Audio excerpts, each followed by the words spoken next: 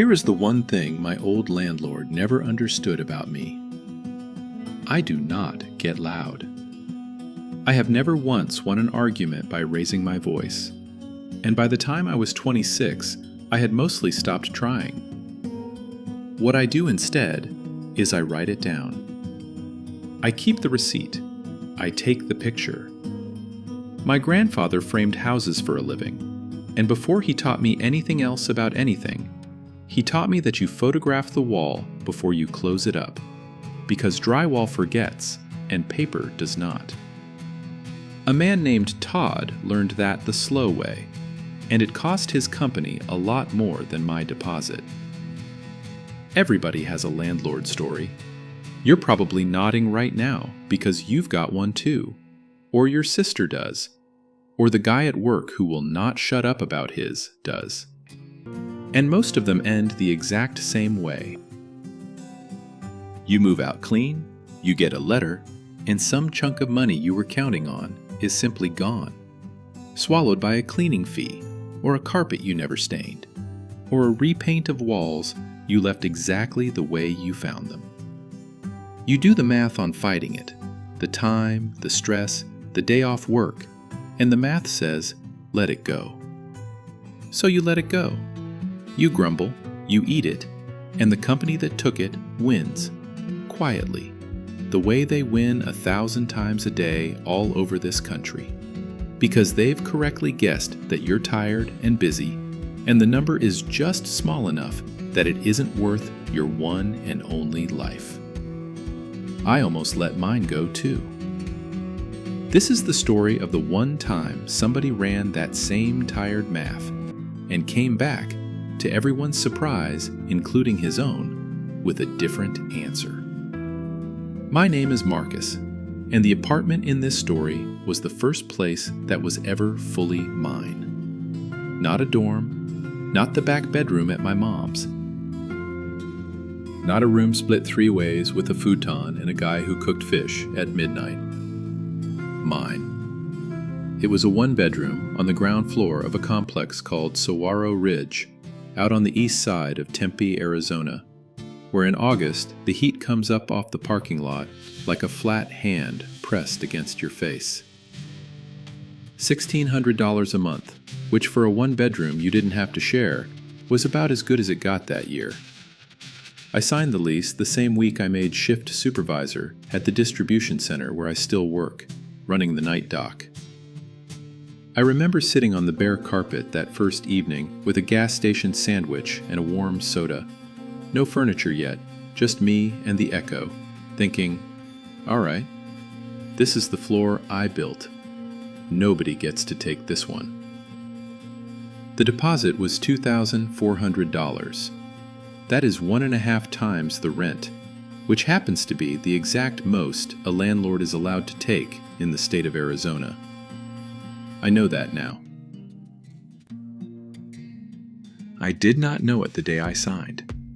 I just wrote the check, felt like a full-grown adult for about 9 seconds, and handed it across the counter to a leasing agent who was already looking at the next person in line.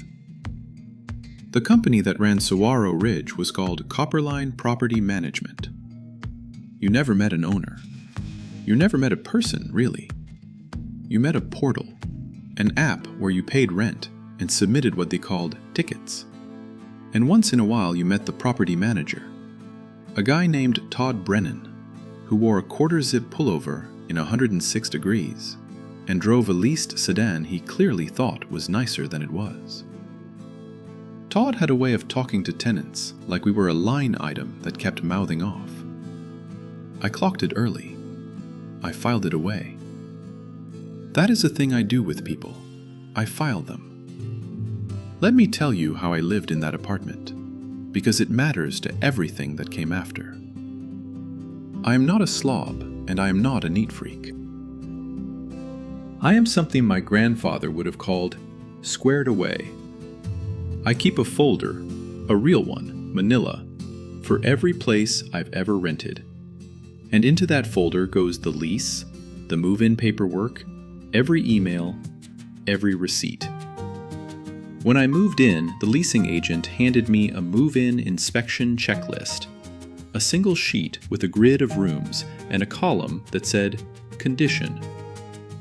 Most people sign it without reading it and toss it. I did not toss it. I walked that empty apartment with the checklist and a pen, and I wrote down everything. The scuff by the bedroom closet. The burner on the stove that ran hot. The blind in the living room with the bent slat. The little brown stain on the carpet in the corner of the second closet, already there, shaped like the state of Florida. I noted it all, initialed each line, made a photocopy at the drugstore for 4 cents, mailed one copy back to the office by certified mail, and kept the original in my folder. The leasing agent had looked at me like I was performing some strange ritual. Maybe I was. My grandfather's ritual. You document the rough-in before you close the wall. My grandfather was another thing people underestimated. He was a small, quiet man who framed houses in the Phoenix heat for 40 years, and he raised me more than my own dad ever did. At least in the practical sense, the sense of teaching a boy how to be a man that other men don't push around. He never once raised his hand or his voice on a job site. He didn't have to. He had a pencil behind his ear and a little spiral notebook in his shirt pocket, and everything went into that notebook. Every measurement, every delivery, every promise a supplier made over the phone. When a lumberyard shorted him, or a subcontractor tried to bill him twice, he never argued. He just opened the notebook and read the date back, flat, and the argument was over before it started. There is one thing he told me that I didn't really understand until I was standing at those mailboxes with a fake letter in my hand. When you finish a wall, he said, you sign it on a stud where nobody will ever see it before the drywall goes up. Not for anybody else, for you. So that as long as that house stands, you know which of those walls you stood behind. Sign your work, keep your notebook, and you never have to shout. Because shouting is what people do when they don't have it written down. I thought he was just being an old man about it. He was handing me the only weapon I would ever actually need. And here is the part that would matter most, though I had no idea at the time. On move-in day, before I carried a single box across the threshold, I stood in the doorway and I filmed the whole place on my phone. Slow, room by room, narrating like a dork. This is the kitchen. Here's the dishwasher. Wait, there is no dishwasher. Just a gap and a cutting board someone left. I panned across the bare carpet, the clean walls, the little Florida-shaped stain. 2 minutes and 11 seconds of the most boring video ever made. My phone stamped the date on it the way phones do, quietly, in the background, without me thinking about it. Boring video. Automatic date. Remember that. I didn't start filming apartments because I'm paranoid. I started because of a guy at the distribution center, an older forklift driver named Sal, who lost $1,100 to a landlord his first year out on his own, and never saw a dime of it back. He told that story in the break room like a warning to the young guys, the way older men do, passing you the one lesson that cost them. He didn't have a single photo. It was his word against a management office, and his word to them was worth nothing at all. I decided right there, holding a vending machine coffee, that no landlord was ever going to have my word against theirs. They were going to have my word, my checklist, my certified receipt, and 2 time-stamped videos, and they could pick which of those 4 things they wanted to argue with. Sal never knew he taught me that. I should probably tell him someday. He's the reason I had a case at all. For 3 years, I was, by any honest measure, a model tenant. I paid on the 1st, never the 5th. I never threw a party that got a noise complaint, because I worked nights and slept days, and my idea of a wild time was a long shower and a good sandwich. When the water heater died in my second winter, I put in a ticket, waited 9 days, put in another one, and still said thank you to the tech who finally showed up. When the neighbor upstairs flooded her bathroom and it came through my ceiling, I moved my stuff, took pictures, and didn't yell at anybody. I was easy. I was quiet. I have since learned that quiet is a thing certain people mistake for weak. Saguaro Ridge wasn't a bad place to live, and a lot of the reason was the people who lived there with me. 2 doors down was a man named Walt, a retired veteran in his 70s who kept a folding chair by his door and a little garden of cactuses in coffee cans, and who could talk about the Diamondbacks for an hour if you let him. And I usually let him, because he was alone, and because I liked him. Across the lot was Rosa, a night shift nurse about my mom's age, who I'd nod to in the parking lot at 6 in the morning when her shift ended and mine did too, both of us squinting in the same flat sun. We weren't close. We were the loose, easy kind of neighbors you get when everybody's just trying to make rent. The kind who grab a package off your step so it doesn't cook on the concrete. I mention them now because they come back later, and because not one of them was the kind of person who deserved what that company was quietly doing to us all. The reason I left had nothing to do with any of that. My girlfriend Priya and I had been together 2 years, and we decided to get a place together across town, closer to the light rail, with a second bedroom she could use for her online classes. Nothing dramatic.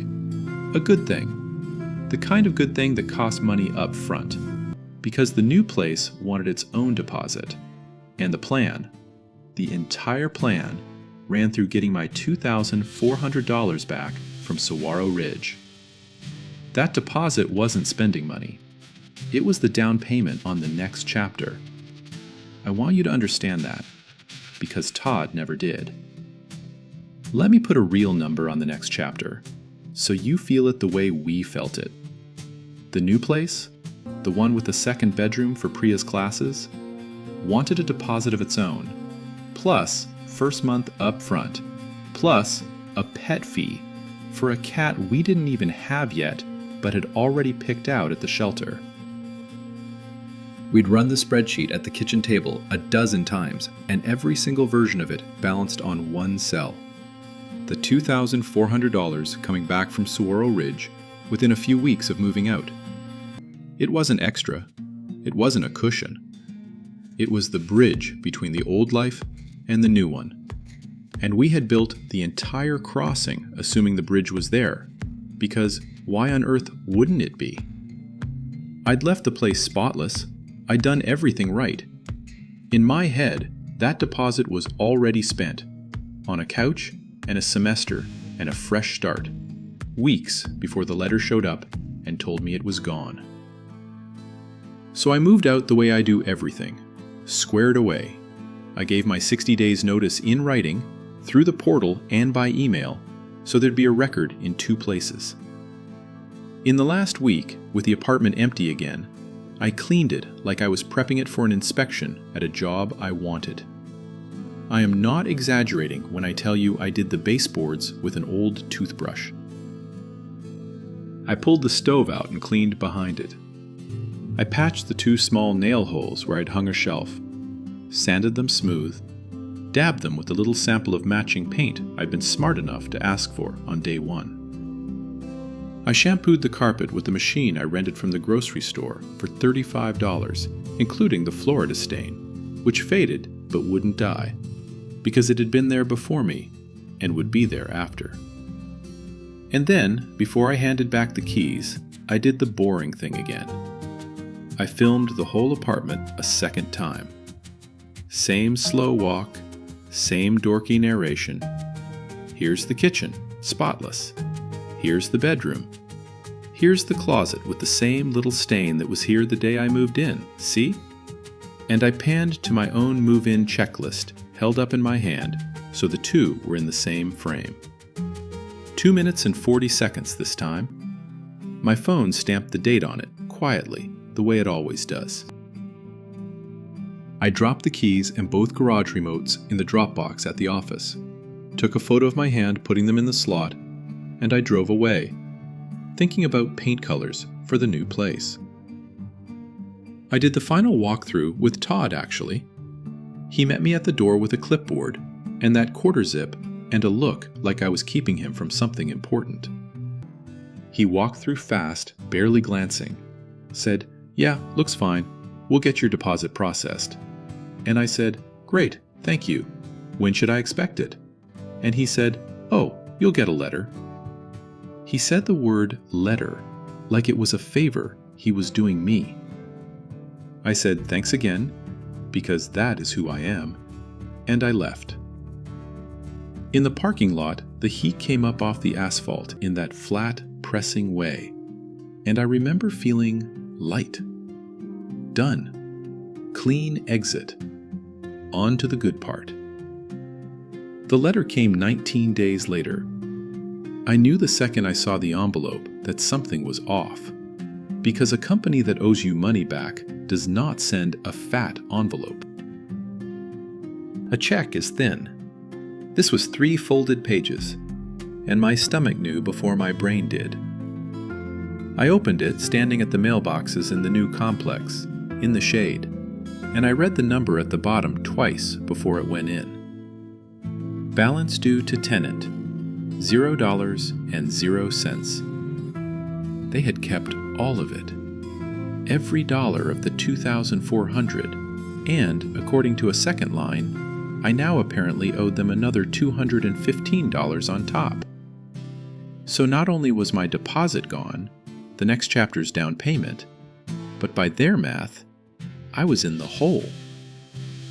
I stood there in the shade doing the thing you do, that hot, sick, disbelieving read, where you're sure you misread it, and I hadn't. Here is what they said they'd spent my deposit on. Carpet replacement, full unit, $900. Repaint, entire apartment, $1,200. Deep cleaning, $300. Trash and haul away, $115. Administrative and turnover fee, $100. It added up to $2,615, and they'd applied my deposit to it and billed me the difference. There was a paragraph at the bottom, clearly copied and pasted, thanking me for residing at a Copperline community and inviting me to remit the balance within 30 days to avoid referral to collections. Trash and haul away. I had left that apartment cleaner than I found it. There was no trash. There was nothing. I had filmed nothing. Twice. I did the thing you do when a number like that lands on you. I called Priya, and I read her the letter out loud, and there was this silence on the line while she ran the same math I'd just run. The couch, and the semester, and the cat, all of it evaporating into a made-up repaint. She said, "That can't be legal." And I said, "I don't think it is." And I realized as the words came out that I actually meant them, and that meaning them was the beginning of everything that came after. Because there's a difference between feeling wronged and knowing you were wronged, and only the second one holds up in a fluorescent room in front of a tired judge. I didn't know the law yet, but I knew, standing in that shade, that I was about to. And stapled to the back, to justify all of it, were photographs. This, they clearly figured, was the checkmate. Pictures of a wrecked apartment, carpet with dark stains ground into it, a wall with a long gouge and a smear of something, a kitchen with grease up the cabinets and a burner caked black, a closet door hanging off one hinge. It looked genuinely bad. It looked like a unit that a real jerk had genuinely trashed. It just wasn't mine. I want to walk you through how I knew, because this is the moment the whole thing turned. And it turned quietly, in the shade, by the mailboxes, with a warm envelope in my hand. At first I felt the panic you're supposed to feel. For about a minute, I actually wondered if I'd somehow missed something catastrophic. Then my grandfather's brain kicked in, the part that looks at a wall and sees the studs behind it. And I started really looking at the pictures. The kitchen in their photo had a dishwasher, a built-in dishwasher, right there under the counter, stainless front, half open. My apartment did not have a dishwasher. It never had one. There was a gap where one was supposed to go, and a cutting board somebody had wedged in there years ago. And I had literally filmed that gap and narrated it, twice, 3 years apart. You cannot ruin a dishwasher you do not have. Once I saw that, the rest fell apart fast. The carpet in their photo was gray. Mine was a builder beige, the color of a manila folder, and I had 2 videos and a checklist that said so. The window in their trashed living room was on the wrong wall for my floor plan. My unit was a ground floor corner, and the light came in from the south, and this room's window was dead center on a long, blank wall, which meant it wasn't even the same layout of apartment. And in the bottom corner of one photo, blurry, but there, was the edge of a door with a metal unit number on it. I zoomed in on my phone until my eyes hurt. It was hard to read, but it was not my number. It was not even close to my number. They had sent me somebody else's disaster. Some other tenant in some other building in some unit with a dishwasher and gray carpet and a centered window had genuinely trashed the place. And Copperline, or Todd, or whoever ran the turnover paperwork, had grabbed that folder of photos, slapped my name on it, and kept my $2,400, betting that I would do what nearly everybody does. Sigh, swear a little, eat the loss, move on. Because fighting over a couple $1,000s costs more in time and stomach acid than it's worth. I stood there another minute. And I will be honest with you about what I felt. Because it wasn't rage exactly. Rage is loud and it burns out. What I felt was cold and clean and almost calm. Like the moment on the dock when a pallet stacked wrong, and you can see the whole thing is going to come down. And there's this still second before it does. I felt that. I looked at the dishwasher that wasn't mine, and I heard my grandfather's voice. And I thought, okay, Todd, you picked the wrong quiet guy. I did not call them that day. This is important, and it is the part most people get wrong. When you are angry, you want to call, right now, and yell into a phone at someone whose entire job is absorbing yelling and writing nothing down. That is a fight on their turf, with no record, and you will lose it and feel worse. I have watched people do it. I was not going to do it. Instead, I went home to the new apartment, sat down at the little folding table we didn't have real furniture for yet, and I opened the folder. Everything was in there. The lease, the move-in checklist with the Florida stain noted in my own handwriting and my initials on the line, the certified mail receipt from when I'd mailed them a copy 3 years earlier, with a green card and a date, my 60-day notice twice, and on my phone, backed up to the cloud because I do not trust phones, 2 videos, 3 years apart, both time-stamped by the device, both showing a clean beige apartment with no dishwasher and a little stain shaped like Florida in the second closet. I laid it all out on that folding table and I looked at it for a long time. And what I felt, mostly, was gratitude to the version of me who'd been boring enough to keep all of it. Then I did the next boring, correct thing. I went and learned the law. Not from a guy at work who had a cousin who sued somebody once. From the actual source. I sat down that weekend and I found the state statute that governs security deposits in Arizona. And I read it slowly, twice, the way my grandfather read a blueprint, with a finger on the line. It turned out the law was not vague, and it was not on Todd's side. In my state, when you move out, the landlord has 14 business days, not counting weekends and holidays, to return your deposit or to send you an itemized list of exactly what they kept and why. 14 business days. And here's the part that made me sit up. If a landlord wrongfully keeps a deposit, the law does not just say they have to give it back. It says the tenant can recover the money owed, plus damages equal to twice the amount that was wrongfully withheld, plus the costs of bringing the case. Twice, on top. The law had a name for what Copperline was counting on, that quiet shrug of a tenant who won't fight. And it had built in a penalty specifically to make that bet a bad one. I also learned the thing about the deposit itself, that 1.5 months cap, which meant my $2,400 was already sitting right at the legal ceiling, and that a landlord who doesn't follow the rules on returning it can lose the right to keep any of it at all. I read about how the itemized list has to be real, an actual accounting, not a stack of photos from a different apartment. I read until I understood it well enough to explain it to Priya over dinner. And she said, "So what are you going to do?" And I said the truest thing I'd said all week.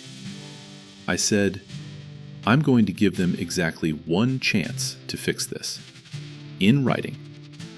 And then I'm going to take them to court.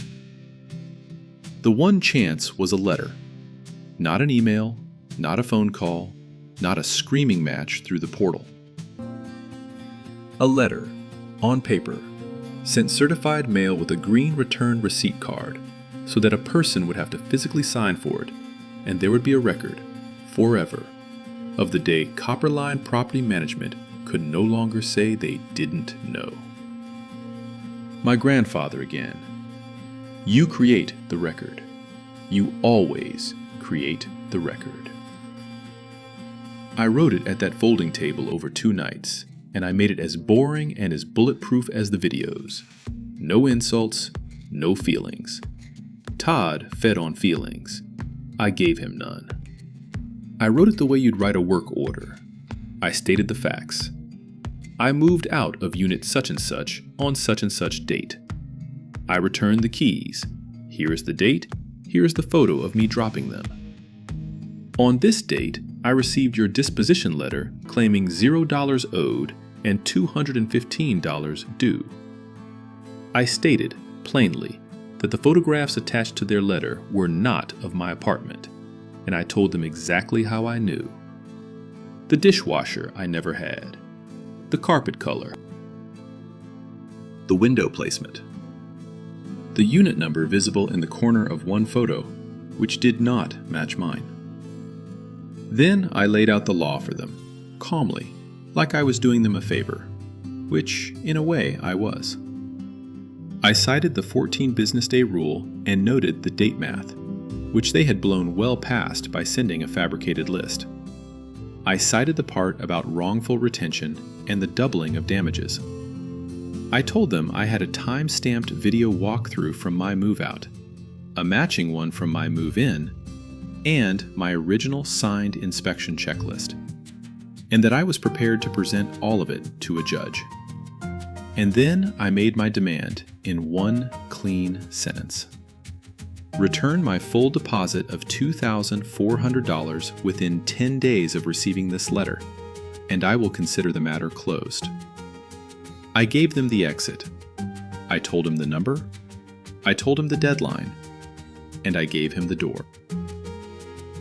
That was the fair thing, and it was also the smart thing, because a judge, later, likes to see that you gave the other side a chance to do the right thing. I printed 2 copies. I signed one in blue ink so you could tell it was an original. I photographed both. I drove to the post office, sent it certified with the green card, and I taped the mailing receipt into the folder next to the tracking number. Then I went home and I did the hardest part of the entire plan. The part that separates the people who win these from the people who just fume about them. I waited. The green card came back 4 days later. The little cardboard receipt with a scribbled signature on it. Proof that a human being at Copperline had physically taken my letter into their hands. I taped it into the folder. Now the clock they'd already broken was ticking again. Out loud this time, and there was a piece of paper that said so. 9 of the 10 days went by with nothing. On the 10th day, an hour before I'd have called it a wash, Todd called me. Not the office. Todd, from his cell, on a Friday, at 10 to 5, which is the hour people call when they want a conversation that leaves no paper. I let it go to voicemail on purpose. Then I listened to it twice, and I transcribed it into the folder, word for word, with the date and time. You could hear it in his voice, that easy, managing tone, like he was doing me a kindness by lowering himself to the call. He said he'd gotten my, quote, very detailed letter, and that there'd obviously been some kind of mix-up on the photos. These things happen with so many units. And that, as a goodwill gesture, he was authorized to send me a check for $600 to put the whole thing behind us. Goodwill. $600 of my own $2,400 offered back to me like a tip in exchange for going away quietly. And here's the part he didn't hear himself say. By admitting the photos were a mix-up, on a recording, in a voicemail I now had, he'd handed me the one thing a case like this can sometimes lack. He'd admitted the evidence was fake. He just thought fake evidence and a $600 bribe would close it. I called him back Monday from a quiet room with a notepad, and I kept it short and I kept it warm, because warm costs you nothing, and it reads well later. I said I appreciated the call. I said I wasn't looking for goodwill. I was looking for my deposit, the full amount, which the law entitled me to. I said if he wanted to send the full $2,400, I'd sign a paper closing it out that same day, and he'd never hear my name again. He got quiet. Then the managing tone came back with a little steel under it, and he said the deductions were, quote, valid based on the condition of the unit, and that if I wasn't happy, I could, quote, take whatever steps I felt necessary. People say that when they are certain you won't. It is practically an invitation. So I thanked him, genuinely, and I hung up, and I took whatever steps I felt necessary. I'd like to tell you I marched straight to the courthouse the next morning, but that's not what happened, and I think the true version is more useful.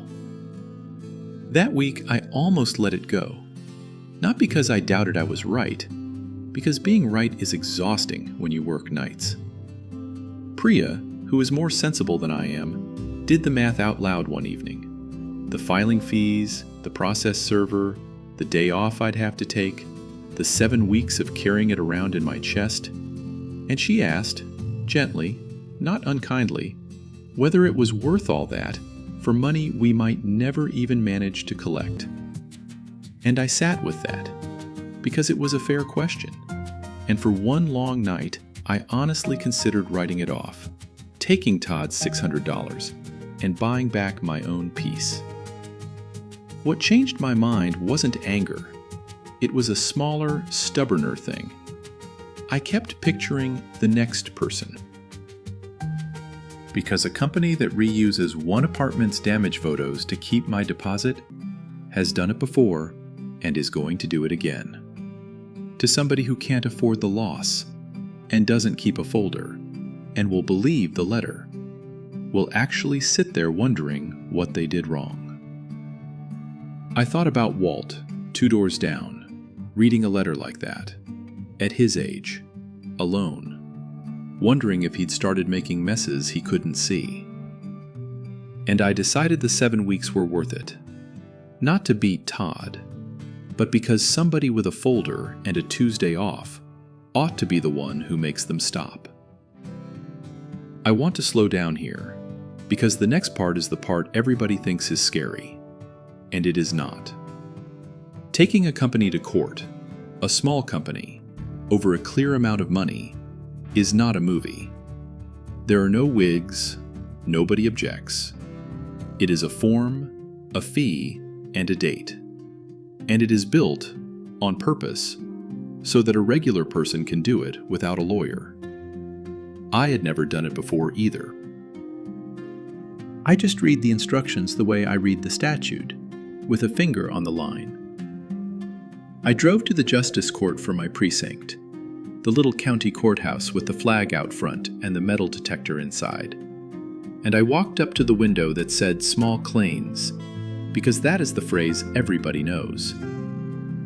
The clerk was patient with me, which I did not expect and have never forgotten. She looked at my number, the 2400, and she explained something I hadn't understood. Small claims, the actual small claims division, tops out at $3,500. And you can't have a lawyer in there, and you can't appeal. But because the law let me ask for the deposit plus twice that amount in damages, my real number was going to jump well over the small claims ceiling. So she slid me a different stack. File it on the regular civil side of the same justice court, she said, where the limit is $10,000. Still no lawyer required. Still just me and a judge. Just a bigger number allowed on the line. That detail matters, and I'm telling it to you on purpose, because it is exactly the kind of thing that stops people. They walk up to the wrong window, get told a number won't fit, and they go home thinking the door is closed. The door was not closed.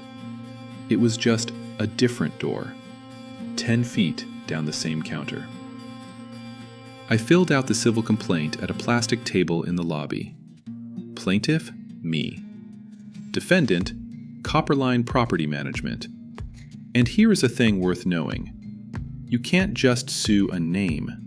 You have to sue the actual legal entity and serve the right person. So I went home and looked up Copperline on the State Corporation Commission's website. Free. Public. And there it was. The full legal name with the letters LLC after it, and the name and address of their statutory agent, the specific human the law says you deliver a lawsuit to. I wrote it all down exactly. I paid the filing fee, a little under $90, and I felt every dollar of it. But I also knew it was going on the bill I'd be handing Copperline at the end. I hired a process server, $65, to hand the papers to their statutory agent, because I wanted a sworn, dated proof of service, and not a he said argument about whether they got it. The server did his job in 3 days, and mailed me the affidavit. Into the folder it went. The court gave me a date, 7 weeks out, on a Tuesday morning. 7 weeks. I put it on the calendar, and I got to work. Because a court date you don't prepare for is just an appointment to lose. If you're listening to this, and some version of it is happening to you right now, I want you to hear the boring little miracle in what I just described. I, a warehouse supervisor with no legal training and a folder from the drugstore, walked into a public building, was handed the right form by a patient stranger, paid less than $100, and set a real court date against a company with actual lawyers. That is not a loophole. That is the system working exactly the way it's supposed to. The small door at the end of the counter that nobody points you toward until you ask. I almost didn't ask. Ask. Here is how I prepared, and it is the same thing my grandfather did before every inspection. I made it so simple a stranger could follow it in 90 seconds. I built a binder. Tab 1, the lease. Tab 2, my move-in checklist, with the Florida stain in my own handwriting. Tab 3, their disposition letter claiming $0 with their fake photos. Tab 4, my photos, printed big, of the same rooms, clean, with the timestamps showing. Tab 5, a single sheet, a plain timeline, move-out date, keys returned date, letter received date, the 14 business day math laid out so a tired judge could see the deadline blown at a glance. Tab 6, the statute itself, the deposit sections, highlighted. Tab 7, the transcript of Todd's Goodwill voicemail. I made 3 copies of the whole binder, one for the judge, one for the other side, one for me. The videos I put on 2 cheap thumb drives and left on my phone, backed up in 3 places, because the whole case, really, lived in 2 boring videos, and I was not going to be the guy whose phone died in the hallway. I also did something that felt silly and turned out to be the smartest thing I did. I practiced. Out loud. I stood in the new apartment, and I said my case to Priya, who sat on a folding chair pretending to be the judge. And I timed myself, because I'd read that in these courts, you get a few minutes, not an afternoon. And the person who can say the whole thing calmly and in order beats the person with more feelings and less structure every time. The first time I ran long and got heated at the dishwasher part. By the 5th time, I could lay the whole thing down flat in about 2 minutes without my voice going up once. That was the goal. Flat. Organized. Let the paper get loud so I didn't have to. There was one more thing I did that I'd recommend to anybody in this spot. 2 weeks before my date, on a morning off, I drove down to that same justice court, and I just sat in the back of the room and watched other people's cases for an hour. Nobody stops you. It's a public courtroom. I watched a landlord and a tenant fight about a broken lease, and I watched a guy try to argue his way around a contract he had very obviously signed. And I learned more in that 1 hour about what works and what doesn't than in all my reading. What worked was calm and paper. What lost was feelings and interrupting. The judge that day, a different one, cut off anybody who got loud or told a long story, and she leaned in every single time somebody said, "Here's the document." I drove home and cut my own presentation in half. If a document could say it, I decided, I'd let the document say it, and I would keep my mouth shut. There is a thing I did during those 7 weeks that I didn't plan as strategy, and it turned into the biggest part of this whole story. One night, still angry under all the calm, I wrote up what had happened. Just the facts, no names called, and I posted it in a Facebook group for renters in the East Valley. The kind of group where people ask which complexes tow your car and which ones fix the AC. I wasn't looking for anything. I think I just wanted one other human to say, "Yeah, that's messed up." What I got instead, within a day, was a comment from a woman named Rosa that said, "Wait, they did almost the exact same thing to me." And then another, and then another. I read them and I filed them away, and I told myself, one case at a time, win yours first. But something was starting, and I could feel it, the way you feel weather change on the dock before the doors are even open. I went back and read those comments a dozen times that week. Rosa's was first, and it stopped me cold, because I knew that name. That was the nurse from across the lot. And she wrote that Copperline had kept $800 of her deposit for, quote, carpet and cleaning on a unit she swore she'd left cleaner than the hospital floors she scrubbed for a living. A young couple I'd never met wrote that they'd gotten a letter with photos of a kitchen that wasn't theirs, and had simply paid the balance to protect their credit because they were about to apply for a mortgage and couldn't risk a collections mark. That one made me sit back in my chair. They hadn't even fought. They'd been squeezed by the fear of the thing, which is exactly how this quiet business is designed to work. I didn't do anything with it yet. I just wrote each name down with the date on a fresh page in the folder, the way my grandfather would have. And I told myself, first you win yours, then you come back for everybody's. The Tuesday came. I wore the shirt I'd wear to a meeting with my plant manager, tucked in, and I got there 40 minutes early because being early is free and being late is fatal. The courtroom was small and beige, and lit with that flat fluorescent light that makes everybody look tired, including the judge, a woman with reading glasses, and the specific patience of a person who has heard 10,000 versions of he said, she said, and can smell a real case from a petty one in about a sentence. There were maybe 15 little disputes on the docket that morning: a fence, a dog, a used car, and us. I sat in the second row and watched the cases ahead of mine, and it steadied me the same way watching them the first time had. There was a man suing his neighbor over a fence that was 6 inches onto his property, and both of them got loud, and the judge shut both of them down and told them to come back with a survey.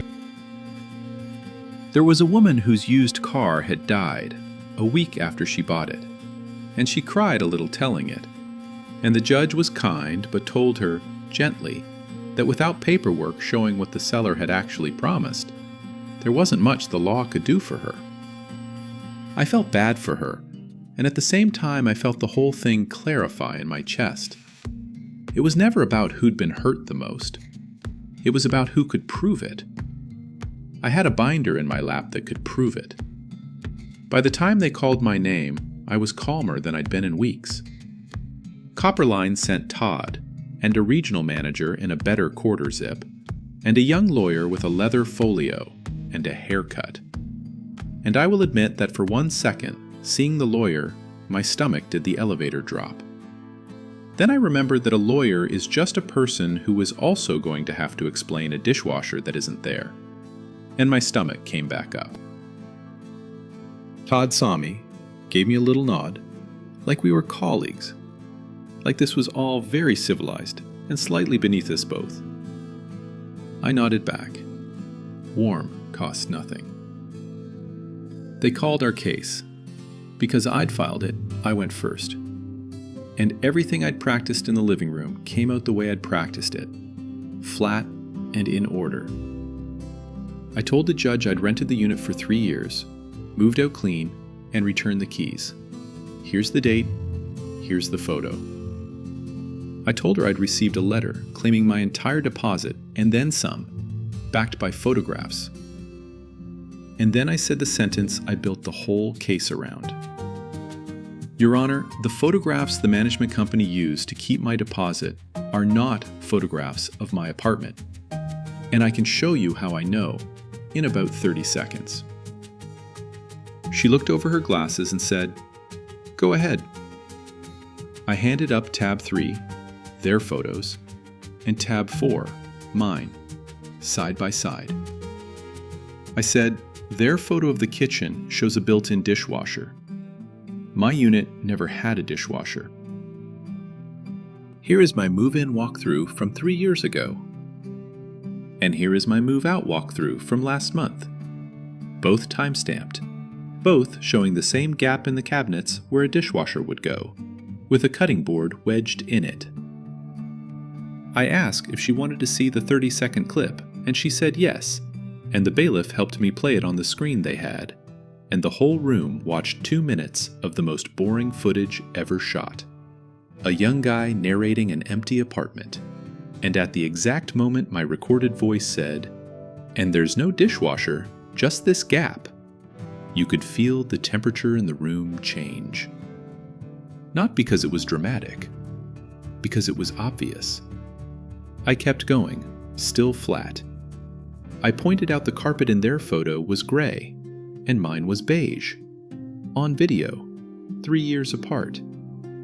I pointed out the window in their trashed living room sat in the middle of a long wall, and my unit was a corner, with the window on the south side, which meant their photo wasn't even the same floor plan. And I said, in the corner of this one photo, there's a unit number on a door, and it isn't mine. I told her my number, and I let her find the other one herself, and she did, tilting the page to the light. And she went, in a way that I have thought about many times since. Then I did the part that mattered as much as the photos.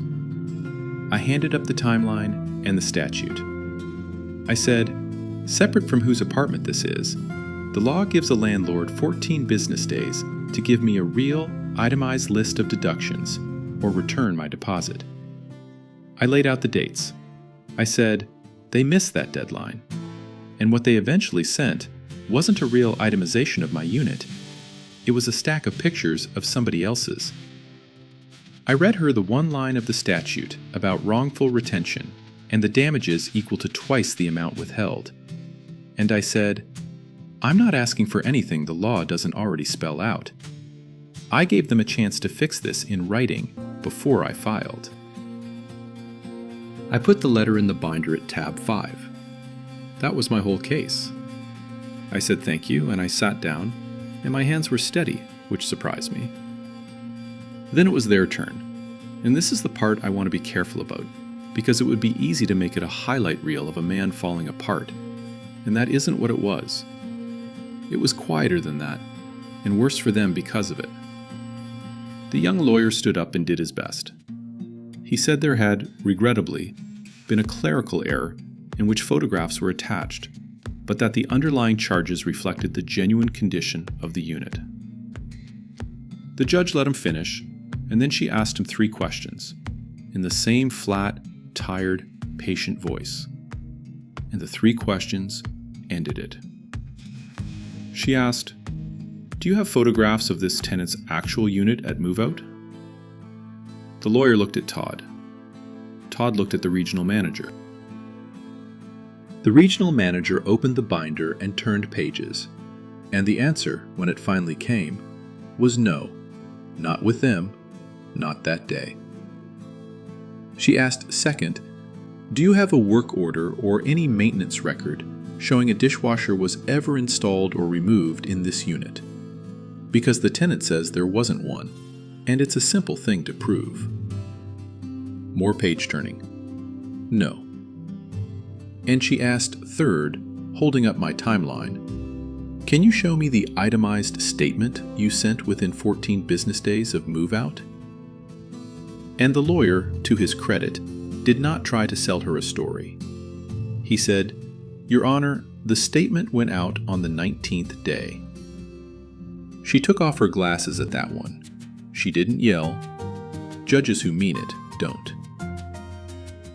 She said, more or less, that the law in this state is not a suggestion.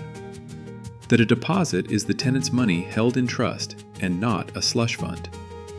And that a landlord who misses the deadline and then supports the deductions with photographs of a different apartment has not made a clerical error. They've made her decision very easy. She found that the entire deposit had been wrongfully withheld. She awarded me the return of the $2,400, plus damages equal to twice that amount, as the statute requires, plus my filing fee and my process server costs. When you added it up, the number the court entered against Copperline was a little over $7,000. For a deposit they could have simply returned. I did not pump my fist. I want you to know that. I promised myself I wouldn't, back in the living room, on about the 4th practice run, when Priya asked what I'd do if I won, and I realized I didn't want to do anything with my face at all. Because it was never really about beating Todd. Todd was a guy in a pullover who made a bad bet. It was about the $2,400 and the principle my grandfather handed me with a hammer in his hand, which is that your work and your word are supposed to mean something, and paper is how you prove they do. So I just said thank you, Your Honor, gathered my binder, and walked out into the parking lot where the heat came up off the asphalt in that same flat, pressing way it had the day I moved out. Feeling done. Clean exit. Second time. I called Priya from the parking lot before I even started the car. I didn't say we won. I said, "Remember the couch?" She laughed, this surprised, cracked open laugh. And that was the whole celebration. A 2-word phone call about furniture. That night we didn't do anything special either. We ate tacos at the folding table we still hadn't gotten around to replacing, and I laid the judgment on the table between us. 1 page, a number, and a stamp. And we just looked at it for a while without saying much. It didn't feel like beating anybody. It felt like a wall I'd signed years ago finally showing up, exactly where I'd said it was. I texted my grandfather a photo of the page. He wrote back 1 line. "Told you. Keep the notebook. Copperline paid. Companies usually do once there's a real judgment with a number on it, because the alternative is me taking that judgment and garnishing a bank account. And they knew I'd read up on how to do that, too. Because I read up on everything now. It's a personality trait."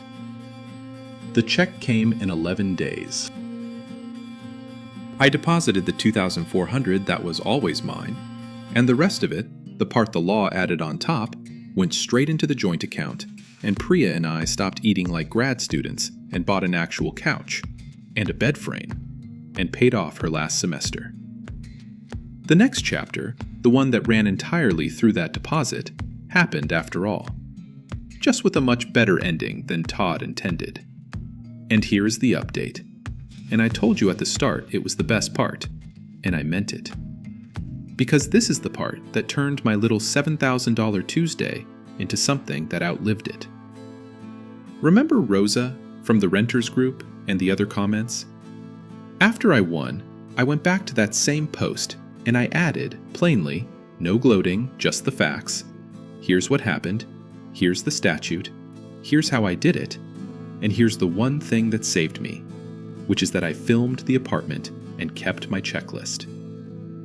And the group lit up. It turned out I wasn't a unicorn. I was a pattern. 6 other people who'd moved out of Copperline properties over the previous 2 years came forward. And when we started comparing letters at a table in a coffee shop, 3 of us had gotten the exact same photographs. The same gray carpet, the same missing then present dishwasher, the same wrecked closet door. It wasn't sloppiness. Somewhere in that company there was one folder of somebody's genuinely trashed unit, and it was being reused over and over to justify keeping deposits from people who'd left their apartments clean. Rosa was a night shift nurse, and the $800 they'd skimmed off her deposit had been earmarked for her daughter's braces. And she'd assumed she was just out the money, because who has time to fight a company when you work nights and raise a kid alone? There was a man named Walt, a retired veteran in his 70s, who'd gotten one of those letters, and had genuinely wondered, out loud, at that coffee shop, whether he'd done something wrong, whether at his age he'd started leaving messes he didn't notice.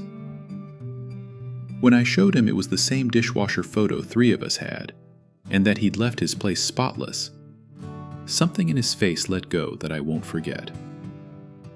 That was the moment, honestly, more than the courtroom, when I was glad I hadn't just eaten the loss and moved on. I did the only thing I actually know how to do. I helped them get organized. I sat with each of them and we built their folders. The boring, beautiful folders. The leases, whatever move-in paperwork they still had. Screenshots, dates.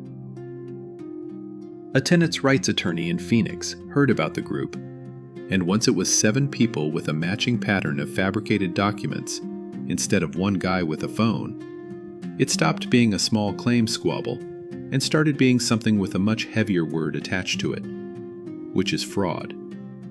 Because reusing one apartment's damage photos to charge 7 different people is not a clerical error you can shrug off the 8th time. The attorney took it on.